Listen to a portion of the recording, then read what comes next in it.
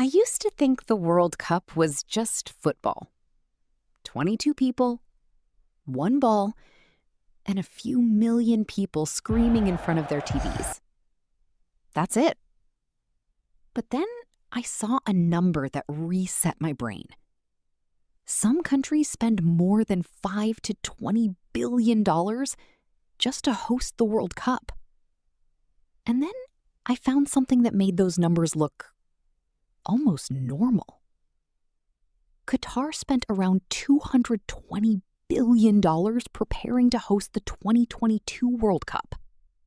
$220 billion. I actually had to check the number twice. That's not building a few stadiums. That's the kind of money countries use to build entire cities for a tournament that lasts about a month. That's when I said to myself, either football is insanely profitable or we're looking at this completely wrong. Because there's a simple but dangerous question. If this is profitable, why is it so expensive? And if it's not profitable, why does everyone want it? I'm not an economist, but I have a problem. Whenever I hear the words $220 billion, I can't just let it go. My brain goes into analysis mode. Where did this money come from? Where did it go? And why does it get lost in between? That's why I have a character in my mind. The curious semi-economist. Someone who, even in the middle of football excitement, says, wait, who's paying for this party?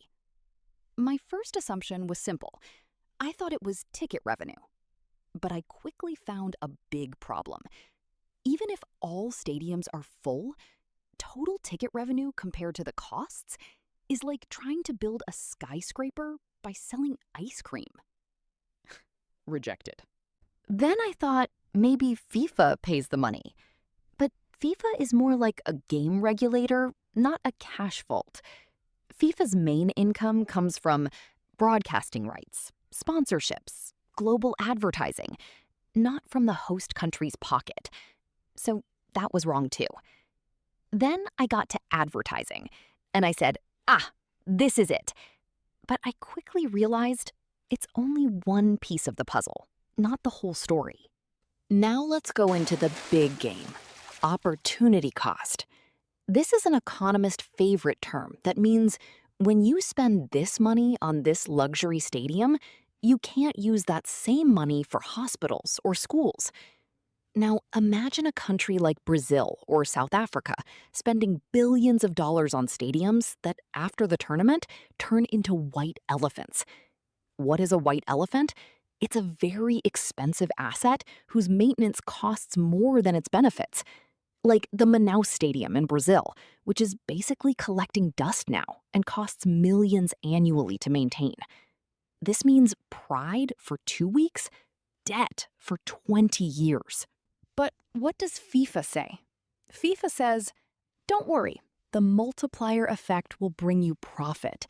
This concept means tourists come, spend money in hotels, hotel owners pay grocery stores pay farmers, and this cycle keeps going, and money spreads through the economy. But what's the reality? The reality is that a lot of this money doesn't even stay in the country. Huge costs go into the pockets of foreign contractors, or are spent on importing luxury equipment that isn't even produced domestically. In fact, the World Cup multiplier effect behaves more like an economic leakage than a national wealth flow. Imagine your country is a clothing brand. No one in the world knows it. The World Cup is like putting a giant billboard inside the minds of 8 billion people. When cameras show your country's stylish stadiums and clean streets, they are telling the whole world, hey, we are safe, we are modern, we are wealthy. This opens doors to tourism that were closed before, suddenly to millions of people. Forced development. Some countries without the World Cup take years to build a metro system. But the World Cup is like a punch. Either build it or get eliminated from the game. In economics, this is called accelerated infrastructure development, meaning projects that normally take 10 years are compressed into 2 to 3 years. Soft power game. Here we leave economics and enter politics. Hosting means diplomatic leverage. It means telling other countries, look, we are so stable and powerful that the whole world trusted us with the biggest event on Earth. This kind of political weight cannot be bought with any amount of money. In short, for the host, the World Cup is less of a cash profit and more of a national showcase investment, a huge gamble on the future. Whether this gamble leads to victory or just more debt. I'm here to explain the biggest events happening around us in a simple, easy-to-understand way.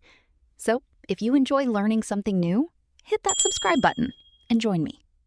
I'll see you in the next video.